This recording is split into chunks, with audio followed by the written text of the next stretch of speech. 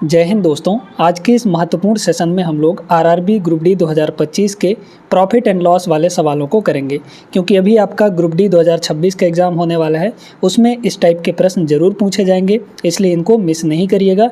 ज़रूर पूरा शुरू से अंतिम तक वीडियो को देखते रहिएगा। बेहतरीन ट्रिक, बेहतरीन अप्रोच आपको बताएंगे इस क्लास के अंदर, इसलिए छोड़ना नहीं है। दोस्तों, रेलवे युग बैच में आप लोग रेलवे के सभी एग्जाम्स के लिए कंप्लीट मैथ्स पढ़ सकते हैं सिर्फ 99 रुपीज़ में। 99 रुपीज़ में आपको पूरा कोर्स मिलेगा। इसमें अरिथमेटिक भी पढ़ाएंगे, एडवांस भी पढ़ाएंगे। आप अगर ज्वाइन करना चाहते हैं इस बैच को तो हमारे दिए गए व्हाट्सअप नंबर पर कांटेक्ट करिए। बैच के बारे में पूरी जानकारी आपको व्हाट्सअप पर प्रोवाइड कर दी जाएगी। कैसे आपको ज्वाइन करना है, कैसे कहाँ क्या पेमेंट करना है, पूरा प्रोसीजर बता दिया जाएगा। और 15 अगस्त 2026 से एक नया बैच स्टार्ट हो रहा है, अल्टीमेट रिवीजन बैच। इस बैच में हम आपको आदित्य रंजन सर के रेलवे गणित बुक जो 3rd एडिशन आई है उसका कंप्लीट सॉल्यूशन इस बैच के अंदर करवाएंगे। अगर आप ज्वाइन करना चाहते हैं तो हमारे दिए गए व्हाट्सएप नंबर पर कांटेक्ट करिए। बैच की पूरी डिटेल मिल जाएगी और सारा प्रोसीजर आपको बता दिया जाएगा। आइए पहला प्रश्न यहाँ पर देखते हैं। एक बुक शेल्फ की कीमत अंकित मूल्य दिया गया है 415 रुपये, जो कि क्रय मूल्य से 33% अधिक है। यदि लाभ प्रतिशत 13% है तो छूट कितना होगा, यानी डिस्काउंट निकालना है। आपको एक फार्मूला बताया गया है, कई बार ये फार्मूला हम आपको बताए हैं। फार्मूला ये है कि जो सीपी से एमपी का रेशियो होता है, सीपी अपॉन एमपी, ये कितना होता है दोस्तों? ये होता है 100 minus D upon 100 plus P. D क्या है यहाँ पर? डी है आपका डिस्काउंट और पी है आपका प्रॉफिट, वो भी परसेंटेज में। ठीक है, चलिए अब देखिएगा यहाँ पे कह रहा है कि जो अंकित मूल्य है ये 415, ये क्रय मूल्य से 33% अधिक है। सीधी सी बात है, 33% अधिक। तो क्रय मूल्य से बोला है, यानी कि कॉस्ट प्राइस से बोला है। तो अगर हम कॉस्ट प्राइस को 100 मानते हैं, कॉस्ट प्राइस को 100 मानते हैं, तो एमपी कितना होगा? 33% अधिक हो जाएगा, यानी कि मार्क्ड प्राइस कितना हो जाएगा? 133 हो जाएगा। ये बात सभी को समझ में आई कि नहीं? अब सुनिए, लाभ आपको दिया है, डिस्काउंट हमें निकालना है। तो सीपी अपॉन एमपी कितना हो गया? 100 अपॉन 133, कटेगा तो है नहीं। 100 माइनस डी, डी हमें फाइंड करना है, तो 100 माइनस डी फाइंड करना है। प्रॉफिट कितना है? 13% का, तो 100 प्लस पी, यानी कि 100 प्लस 13 आपका कितना हो जाएगा? 113 हो जाएगा। अब यहाँ से आपको काट कूट के अपना आंसर निकालना है। काटेगा तो है नहीं, और नहीं कटेगा तो फिर कैलकुलेशन यहाँ पे ज़ोरदार करना पड़ेगा आपको। ठीक है, चलिए तो ये अपना इधर आ जाएगा, तो 13 मतलब कि 11300 हो जाएगा, मतलब कितना हो जाएगा? 11300 हो जाएगा, है ना? ये इधर आके मल्टीप्लाई होगा तो चलिए, तो 11300 और डिवाइड बाई यहाँ पर ये हो जाएगा 133, और ठीक है इज इक्वल टू यहाँ पे हो गया 100 माइनस डी। अब बताइए यहाँ पे डिस्काउंट की वैल्यू कितनी हो जाएगी? तो 100 उधर ही रहने दीजिए, है ना? डी को हमने इधर ले आया, ये पूरा का पूरा उधर चला जाएगा। अच्छा एक सेकंड, यहाँ पे 133 होगा ना, यहाँ पे आपका 133 हो जाएगा। चलिए ये पूरा का पूरा उधर चला जाएगा, मतलब कि आपका हो जाएगा 11300 और डिवाइड बाई यहाँ पर 133, है ना? अब सीधे सीधे इसको देखिए, ये इधर मल्टीप्लाई होगा, तो ये होगा 13300। 13300 में से 11300 अगर माइनस कर देंगे तो ये आपका आ जाएगा 2000। ठीक है, सीधे सीधे 2000 रुपये आ गया। डिवाइड बाई आपका ये हो जाएगा 133। अब इसी को हमें डिवाइड करके अपना आंसर निकाल लेना है। डिवाइड करेंगे तो कितना आ जाएगा? एक बार तो भाग जाएगा, 133 से कम 133, मतलब एक बार भाग जाएगा। शुरू में तो एक ही आएगा, और शुरू में अगर एक देखा जाए तो सिर्फ एक जगह है, ऑप्शन नंबर 1 में, और कहीं तो शुरू में एक है नहीं। तो यही आपका करेक्ट आंसर हो जाएगा, ऑप्शन नंबर ए। उम्मीद करते हैं कि आप सभी लोग समझ गए होंगे और इसको आप नोट करके रखेंगे। बहुत इंपॉर्टेंट कॉन्सेप्ट है ये। अगला क्वेश्चन ये रहा, सेम उसी टाइप का है, आप चाहें तो लगा भी सकते हैं इसको वीडियो रोककर, है ना? इसमें देखिए कि क्रय मूल्य 40% अधिक दे रखा है क्रय मूल्य से, है ना? तो 40% की फ्रैक्शन वैल्यू कितनी होती है? 2/5, यानी कि जो अंकित मूल्य है, मार्क्ड प्राइस है, वो 5 से 2 अधिक है। तो सीपी अपॉन एमपी, तो सीपी कितना है? 5, है ना? एमपी कितना हो जाएगा? 5 से 2 अधिक हो जाएगा, यानी कि 7 हो जाएगा। तो 100 minus D upon 100 plus P, यहाँ लिखेंगे 100 माइनस डी यानी डिस्काउंट, डिवाइड बाई यहाँ पर 100 प्लस पी। ठीक है, 100 प्लस P यानी कि 100 प्लस 2, लाभ आपका 2% है, तो 102 हो जाएगा यहाँ पे। अब चाहे तो आप क्रॉस मल्टीप्लाई कर लीजिए, जो करना है कर लीजिए, ठीक ना। ये इधर आ जाएगा तो 510 हो जाएगा, डिवाइड बाई यहाँ पर 7 है ना, 7 से तो कटेगा नहीं ये, इज इक्वल टू यहाँ पर हो गया 100 माइनस डी, तो डी की वैल्यू यहाँ से हो गई 100 और माइनस ये उधर चला जाएगा, तो 510 डिवाइड बाई यहाँ पर 7 होगा। अब देखिए ये 700 हुआ, 700 में 510 घटा लीजिए, 700 में अगर 500 घटाएंगे तो 200 आ जाएगा, 10 और घटाएंगे तो 190 आ जाएगा, तो 190/7 होगा यहाँ पे, 190/7 होगा। 7 दूना 14, 2 शुरू में आएगा, ठीक है, 7 दूना 14, फिर कितना हो जाएगा यहाँ पे आपका 19 है ना, तो 5 50 हो गया, 7 7 49, यानी कि 27 पॉइंट समथिंग आएगा। कहाँ है? Option number C correct answer हो गया। देख लीजिए एक फार्मूले से बहुत सारे सवाल यहाँ पर बन जा रहे हैं। थर्ड क्वेश्चन थोड़ा सा लॉजिकल है, बहुत बढ़िया प्रश्न।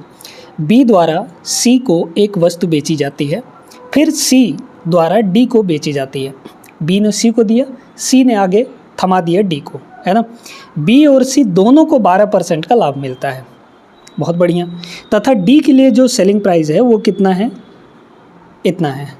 बी के लिए वस्तु का मूल्य कितना होगा, क्रय मूल्य कितना होगा, ठीक है। चलिए देखिएगा यहाँ पे, तो भैया बी और सी दोनों को 12% का लाभ हो रहा है।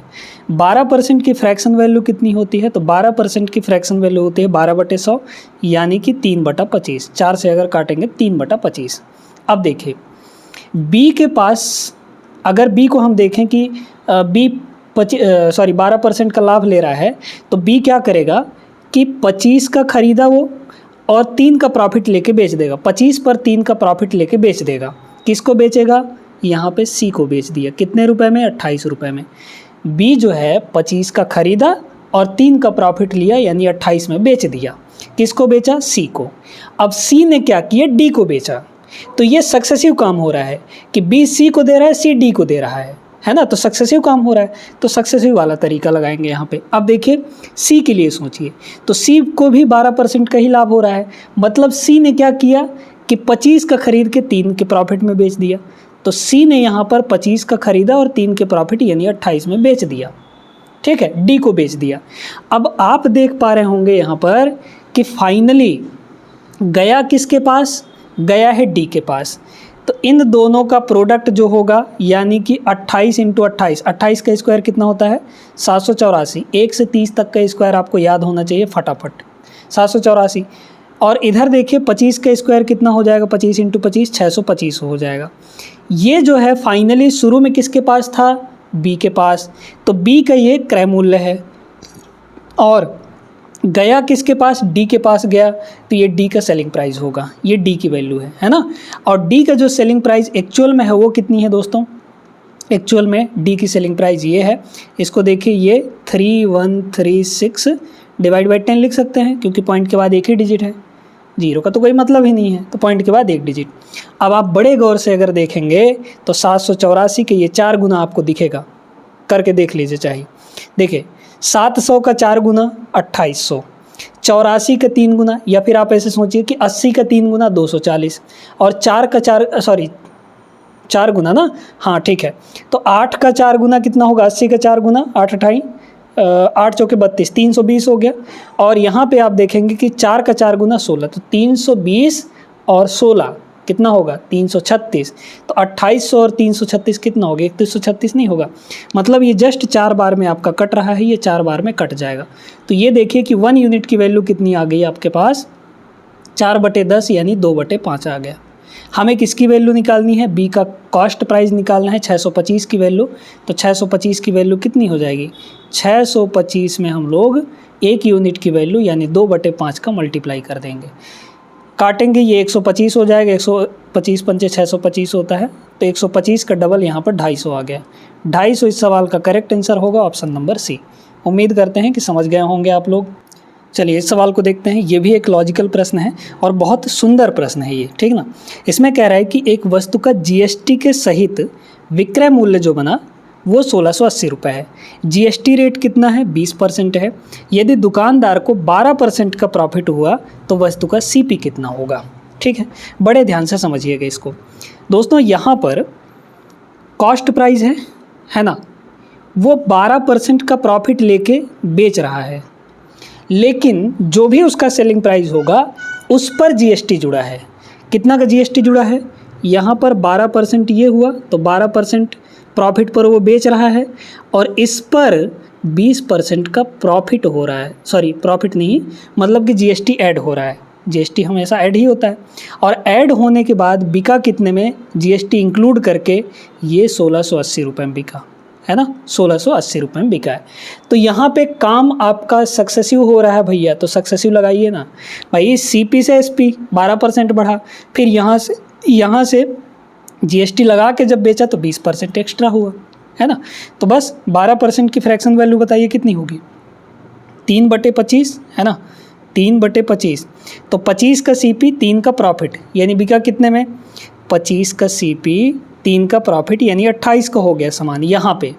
अब फिर यहाँ से 20% बढ़ाइए तो 20% की फ्रैक्शन वैल्यू कितनी होती है? 1/5, यानी 5 से वैल्यू 1 बढ़ जाएगी। तो 5 से वैल्यू 1 बढ़ जाएगी, यानी कि 6 हो जाएगी। हो जाएगी कि नहीं? अब देख लीजिए, बस ये आपका कॉस्ट प्राइस हो जाएगा शुरू वाला, और ये आपका जीएसटी इंक्लूडेड, ये जो है ये वैल्यू आपकी जीएसटी इंक्लूडेड वो हो जाएगा विक्रय मूल्य, है ना। तो 28 का 6 से गुणा करिए, या फिर आप ऐसे करिए कि 28 × 6, इसकी जो वैल्यू है आपको दी गई है 1680 रुपया, है ना। तो एक बार 6 से, एक बार 28 से आप लोग काट लीजिए। 6 से अगर काटेंगे तो 6 दूना 12, ठीक है, 6 अट्ठे 48 और 0, ये हो गया। और अगर देखा जाए, अच्छा ये तो कट ही गया, 28 से 10 बार में ये कट जाएगा, 280। तो एक यूनिट की वैल्यू अपने पास 10 के बराबर आ गई। हमें इन दोनों की वैल्यू चाहिए, तो 25 पंचे 125, यानी कि 125 यूनिट की वैल्यू चाहिए। एक की वैल्यू 10 है तो 125 की वैल्यू कितनी हो जाएगी? एक ठो 0 और लग जाएगा इसमें, 10 से मल्टीप्लाई हो जाएगा, मतलब कि 1250, 1250 रुपया। ऑप्शन नंबर ए इसका करेक्ट आंसर होगा। अगला क्वेश्चन ये रहा आपके सामने, बहुत बढ़िया प्रश्न है ये भी। 88 फ़ोन बेचने के बाद एक दुकानदार को 8 फ़ोन के सेलिंग प्राइस के बराबर लॉस हो जाता है ना। 8 फ़ोन के सेलिंग प्राइस के बराबर उसको लॉस हो जाता है, उसकी हानि परसेंटेज कितनी होगी? सवाल लॉजिकल है, थोड़ा समझेंगे तो बड़े आराम से समझ में आ जाएगा। 88 फ़ोन बेच रहा है और लॉस हुआ 8 फ़ोन के सेलिंग प्राइस के बराबर। तो हम लोग यहाँ पे एक फ़ोन का जो सेलिंग प्राइस है, एक फ़ोन का जो सेलिंग प्राइस है वो हम लोग मान लेते हैं यहाँ पे 1 रुपये, ठीक है। एक फ़ोन का सेलिंग प्राइस कितना मान लेते हैं? 1 रुपये मान लेते हैं, है ना। तो उसने बेचा 88 फ़ोन, तो 88 फ़ोन का जो आपका सेलिंग प्राइस बनेगा वो कितना बनेगा? 88 रुपये बनेगा, क्योंकि एक फ़ोन का सेलिंग प्राइस 1 रुपये मान रहे हैं, तो 88 फ़ोन का सेलिंग प्राइस 88 रुपया हो जाएगा, ठीक है। अब कह रहा है कि 8 फ़ोन के सेलिंग प्राइस के बराबर लॉस हो जाता है, यानी कि लॉस कितना हुआ दोस्तों? 8 रुपये का, क्योंकि एक फ़ोन का सेलिंग प्राइस 1 रुपये है, तो 8 फ़ोन के सेलिंग प्राइस कितने होंगे? यहाँ पे 8 रुपये हो जाएंगे, यानी कि 8 रुपया लॉस हो जाता है। समझ में आ गई बात? सीपी यहाँ से निकाल लीजिए, कॉस्ट प्राइस कितना होगा बताइए तो? कॉस्ट प्राइस होता है लॉस प्लस सेलिंग प्राइस, है ना। चलिए, तो 88 और 8, 88 प्लस यहाँ पर 8 कितना होगा? 96 रुपये आपका सेलिंग प्राइस हो गया। अब हमें लॉस निकालना है, परसेंटेज लॉस। तो परसेंटेज लॉस कैसे निकालते हैं? ऊपर लिखेंगे लॉस को, लॉस निकाल रहे हैं तो लॉस को लिखेंगे, लॉस कितना है? 8 रुपया है, डिवाइड बाई आपका कॉस्ट प्राइस होता है, और कॉस्ट प्राइस है कितना? 96 रुपया है ना। तो 12 अट्ठे 96 मतलब होता है, मतलब 1/12 आ गया ये।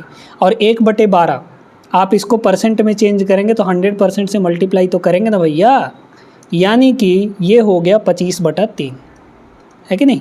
25/3, 4 से काट देंगे तो 3 अट्ठे 24, 1/3, 8 से ही 1/3 करेक्ट आंसर होगा, ऑप्शन नंबर सी।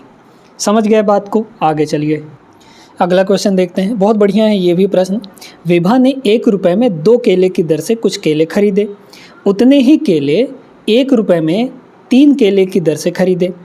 फिर बोला गया 40% का लाभ कमाना है तो उसे 1 दर्जन केले कितने रुपए में बेचने चाहिए, ठीक है। तो यहाँ पर दोनों जगह ये देखिए कि 1 रुपये में 2 केले हैं, है ना। यहाँ पे 2 केले जो हैं, 2 बनाना, वो 1 रुपये में ख़रीद रही है यहाँ से, और यहाँ से 1 ही रुपये में 3 केले खरीद रही है, यानी कि 3 केले 1 रुपये में ख़रीद रही है। अब ये देखिए कि बोला गया दोनों जगह से बराबर केले खरीदे गए, है ना, दोनों जगह से बराबर केले खरीदे गए, और उसको बेचना कितने केले हैं यहाँ पर, 1 दर्जन केले बेचना है। तो 1 दर्जन मतलब 12 केले बेचने हैं उसे, है ना, 12 केले टोटल बेचने हैं।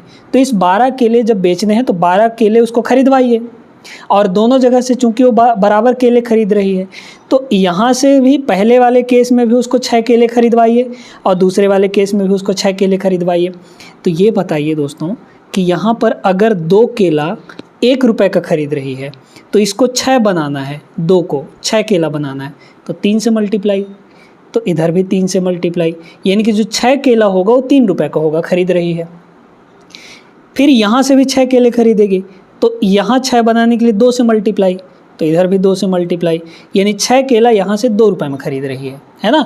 तो अब देखिए कि 6 केला एक जगह से 3 रुपया में, और दूसरी जगह से 6 केला 2 रुपये में, तो टोटल जो 12 केलों का कॉस्ट प्राइस आ गया, इधर कितना हुआ, 6 और 6 12 केला, इधर कितना हो गया 5 रुपया।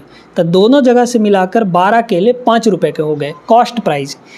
5 रुपया का खरीद रही है 12 केले। अब 12 केले बेचवाने हैं तो कितने रुपए में बिकेंगे, जबकि प्रॉफिट यहाँ पे 40% का लेना है, तो 40% का प्रॉफिट यानी कि बताइए कितना, 140% में बिकेगा सामान। तो 140% चूँकि CP था, CP का 140% निकाल लीजिए, ये आ जाएगा आपका, देख लीजिए 14 पंचे 70/10 यानी कि 7 रुपये।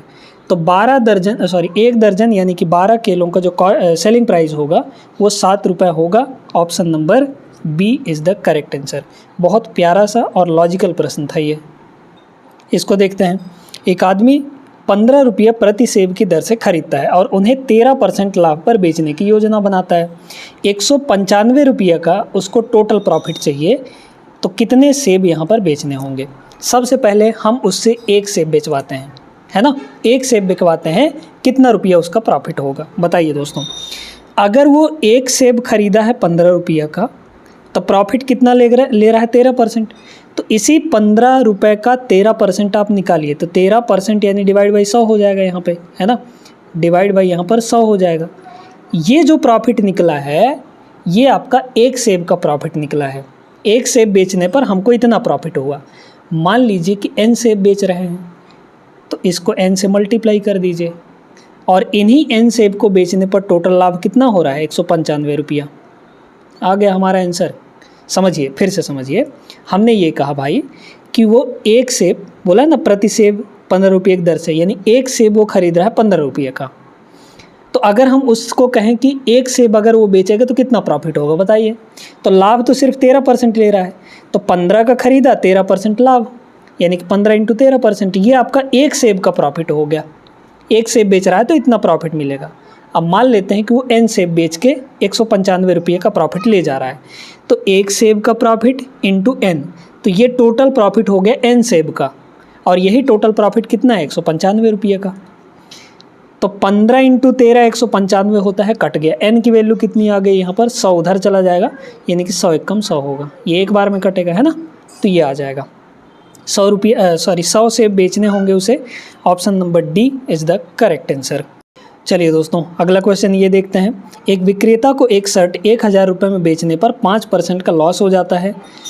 इसे 1400 रुपये में बेचकर x% का लाभ होता है, तो x की वैल्यू बतानी है।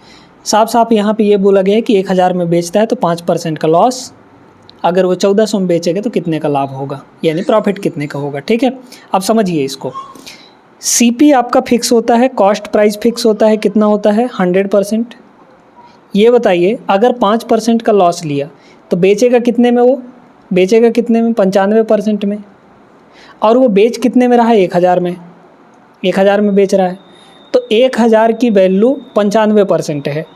अगर वो 1400 में बेचेगा तो 1400 की वैल्यू हमें निकालनी है ना, 1400 की वैल्यू निकालनी है। तो 1400 की वैल्यू यहाँ पर निकाल लीजिए, कितना हो जाएगा बताइए। तो 1 की वैल्यू कितनी होगी 95 डिवाइड बाई यहाँ पर 1000, 1000 नीचे आ जाएगा, 14 से मल्टीप्लाई कर लेंगे हम लोग, मतलब 1400 से, है ना। तो ये हो गया। अब इसे काट लीजिए, 2 जीरो से 2 जीरो तो पहले निपट गया, इन दोनों को मल्टीप्लाई करिए तो 14 पंचे 70, ठीक है। आप देख लीजिए कितना आगे चला जाएगा, बस जितना आगे चला जाएगा वही आपका परसेंटेज में होगा, है ना। तो 14 पंचे 70 यानी कि बचा आपका 7। फिर आपका 14 इंटू 9 126, 126 और 7 133, है ना, 133 आ जाएगा, और डिवाइड बाई 10 तो है ही, यानी कि ये आपका आ गया 133%। 133 ये चूँकि परसेंट में था इधर ये सब, है ना, तो 133% आएगा। अब 133% में बेच रहा है तो इसमें प्रॉफिट कितना निकल कर आएगा, 100 से ये कितना ज़्यादा है, 33% ज़्यादा है ये, है ना। तो 33% ज़्यादा यानी कि इतना ही प्रॉफिट होगा। Option number C is the correct answer. सवाल नंबर 9 ये रहा आपके सामने। एक व्यापारी 80 पेन 8 रुपया प्रति पेन की दर से खरीदता है, ठीक है। फिर कह रहा है कि वह उनमें से 60 पेन 12 रुपये प्रति पेन की दर से बेचता है और शेष पेन 25% की हानि पर बेचता है। कुल लाभ या फिर हानि बताना है यहाँ पे, है ना। चलिए देखते हैं यहाँ पर टोटल लाभ या फिर हानि कितना होगा। तो अगर आप देखें तो इतना, ठीक है, 60 रुपये प्रति पेन, अच्छा 25% के लॉस पर बेचा, है ना। तो आप ये समझिए कि यहाँ पर 8 पेन का टोटल कॉस्ट प्राइस कितना होगा, 8 अठाई 64 यानी कि 640 रुपये, ये टोटल कॉस्ट हो गया, है ना, ये टोटल कॉस्ट हो गया। एक बहुत सिंपल तरीके से लगा रहे हैं, कोई इसमें ज़्यादा तामझाम नहीं कर रहे हैं। अब समझिए कि 60 पेन को, टोटल 80 पेन थे, उसमें से 60 पेन को 12 रुपये पर पेन के हिसाब से बेचा। तो 60 पेन का 12 के हिसाब से 12 छक्के 72, 720 रुपये इसका सेलिंग प्राइस हो गया। प्लस अब देखिए जो शेष पेन बचे हैं उनको 25% के लॉस पर बेच रहा है। शेष कितने पेन बचे बताइए तो, 60 पेन यहाँ, तो बचे कितने पेन, 20 पेन बेचे। अच्छा 20 पेन का कॉस्ट प्राइस कितना होगा, क्योंकि एक पेन का 8 रुपया है, तो 20 पेन का इतना ये कॉस्ट प्राइस हो गया। और बेच कितने में रहा है, 25% की हानि पर। तो 25% की हानि पर अगर बेचेगा तो इसका मतलब क्या हुआ, कितना हुआ बताइए, यहाँ पे 75% में बेचेगा। तो 75% यानी 3/4 में बेचेगा, ठीक है, 3/4 में बेचा। तो 4 दूना 8, तो 20 छक्के 120, 120 रुपया यहाँ पर हो गया। तो टोटल सेलिंग प्राइस देख लीजिए, देखिए ये था 60 पेन का सेलिंग प्राइस, और ये जो 120 रुपया आया है ये शेष पेन यानी कि 20 पेन का सेलिंग प्राइस है। तो 120 मतलब कि ये हो गया आपका टोटल यहाँ पे 840 रुपया। तो उसने 80 पेन को 640 रुपये में ख़रीदा और 840 रुपये में बेच दिया। कितने का प्रॉफिट हुआ बताइए, टोटल 200 का प्रॉफिट हुआ यहाँ से यहाँ। किस पर, 640 पर, क्योंकि सीपी तो 640 ही है। परसेंट में चेंज करना है तो 100% से मल्टीप्लाई कर लेंगे, ठीक है। 0 से 0 आपका कट गया, है ना। 8 से अगर काटना चाहें या 4 से काटिए तो 4 चौके 16, 4 पंचे 20, और 4 से ये कटेगा आपका 25 बार में, तो 25 पंचे 125। अच्छा परसेंट नहीं होगा ना यहाँ पे, ठीक है। रुपए में बोला गया है, रुपए में टोटल कितने का लाभ हुआ ना। अरे यार रुपए में तो टोटल आपको पता ही चल गया है ना, यहीं से आपको पता चल गया। रुपए में देखिए कितने का लाभ हुआ, हमें परसेंट में नहीं निकालना था। 640 का खरीद, 840 में बेचा, 200 का प्रॉफिट हो रहा है उसको, तो 200 का लाभ होगा। कहाँ है, option number D correct answer हो गया। क्वेश्चन नंबर 10 यहाँ पर देखते हैं क्या बोला इसमें। एक दुकानदार ने 20 रुपये पर केजी की दर से 10 किलो गेहूँ खरीदा और 30 रुपये पर केजी की दर से यहाँ पे 15 किलो गेहूँ खरीद कर उन्हें मिश्रित कर दिया। उसे मिश्रित किस्म की गेहूँ को प्रति किस मूल्य पर बेचना चाहिए कि उसे 10% का प्रॉफिट हो जाए, ठीक है। 10% का यहाँ पे प्रॉफिट होना चाहिए। तो अब बताइए कि यहाँ पे ख़रीदा कितने में, तो ख़रीदा यहाँ पे 20 रुपया। पहला टाइप जो है, 2 टाइप के गेहूँ खरीदता है। पहले टाइप को 20 रुपया पर केजी के हिसाब से ख़रीदा, ये कॉस्ट प्राइस है आपका, है ना। एलिगेशन लगाने वाले हैं इसमें, ध्यान दीजिएगा, क्योंकि मिश्रण हो रहा है ना, तो एलिगेशन लगा सकते हैं। तो 20 रुपये पर केजी इसका कॉस्ट, दूसरे वाले का 30 रुपये पर केजी है, तो ये 20 और 30 हो गया। अब इसमें कह रहा है कि यहाँ पे मिश्रित किस्म के गेहूं को, क्योंकि इसका 10 किलो और इसका 15 किलो मिला रहा है, तो मिलाने के बाद किस मूल्य पर बेचना चाहिए कि 10% का लाभ हो जाए। ठीक है, यहाँ पे आप कॉस्ट प्राइस लिखे हैं ना, बीच में भी आपका कॉस्ट प्राइस ही आएगा।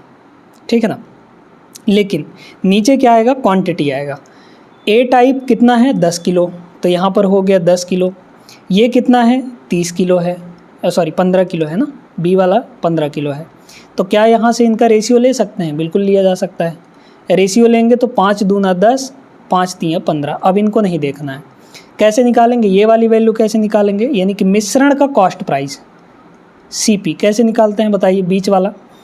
तो इन दोनों की मल्टीप्लाई 20 दूना 40 प्लस इन दोनों की मल्टीप्लाई 30 तियाँ 90 और डिवाइड बाई यहाँ पर इन दोनों का सम यानी कि डिवाइड बाई 5। तो 18 पंचे 90 और 8 पंचे 40, 18 और 8 26 रुपया हो गया। तो 26 रुपया पर केजी यहाँ पे आपका कॉस्ट प्राइस हुआ। बेचना कितने में है, ये मिश्रण का कॉस्ट प्राइस है ना। बेचना कितने में, 10% का प्रॉफिट लेके बेचना है, तो इसका 10% यानी कि 110% निकाल लीजिए। तो 26 रुपया का 110% यानी 11/10 निकाल लेना है। तो 26 को 11 से मल्टीप्लाई करेंगे, 286 डिवाइड बाई 10 यानी कि 28.6 रुपये। 28.6 रुपये, ऑप्शन नंबर सी इसका करेक्ट आंसर हो जाएगा। उम्मीद करते हैं कि आप सभी लोग समझ गए होंगे। आगे बढ़ते हैं अगले क्वेश्चन पर। अगला क्वेश्चन देखते हैं दोस्तों। एक दुकानदार विक्रय मूल्य पर अपने लाभ प्रतिशत की गणना करता है। अच्छा, विक्रय मूल्य पर है ना, और उसका लाभ 6.25% है। उसका वास्तविक लाभ कितना होगा। चूँकि जो लाभ होता है या हानि होता है वो हमेशा क्रय मूल्य पर गणना किया जाता है प्रतिशत में, लेकिन इसमें बोला है विक्रय मूल्य पर गणना किया। तो विक्रय मूल्य पर अगर गणना करेगा तो कितना लाभ हो रहा है उसको, इतना। 6.25% की वैल्यू कितनी होती है, ज़रा जल्दी से बता दीजिए। 12.5%, 1/8 होता है, उसका आधा है तो 1/16 होगा ये, है ना। ये आपका 1/16 है, यानी कि विक्रय मूल्य पर गणना हुआ है ना, और लाभ इतना हुआ। तो ये आपका सेलिंग प्राइस है, ये आपका सेलिंग प्राइस है, ये आपका प्रॉफिट है। अब हमें यहाँ से प्रॉफिट तो निकालना है, लेकिन क्रय मूल्य वाला प्रॉफिट निकालना है, यानी क्रय मूल्य पर कितने रुपए का प्रॉफिट हो रहा है, क्योंकि वास्तविक लाभ हमें चाहिए। ठीक है, तो 1 रुपये का ही प्रॉफिट हो रहा है। अब नीचे हमें CP लिखना है, SP नहीं रहेगा आपकी बार, CP रहेगा। तो ये बताइए भैया, वो 16 में बेच रहा है 1 का प्रॉफिट लेके, यानी ख़रीदा कितने में होगा, कॉस्ट उसकी कितनी होगी, 15 रुपया होगी। 16 माइनस 1, 15 रुपये, तभी ना 15 का खरीद 1 का प्रॉफिट तो 16 में बेचेगा। 15 + 1 16, ठीक है। तो CP आपका 15 हो जाएगा, यानी कि यहाँ पे आपका 15 होगा। और इस चीज़ को अगर आप परसेंट में चेंज करना चाहते हैं तो 100% से मल्टीप्लाई कर लेंगे। 5 से काटेंगे 20 बार में, और 5 से काटेंगे 3 बार में, तो 20/3, और 20/3 का मतलब 6 से ही 2/3%। ठीक है, ऑप्शन नंबर डी इसका करेक्ट आंसर हो जाएगा। उम्मीद करते हैं कि अब इस टाइप के सवालों को आप लोग बड़े आराम से लगा लेंगे। मिलेंगे हम लोग अगले क्लास में इसके आगे के प्रश्न लेकर, तब तक के लिए जय हिंद।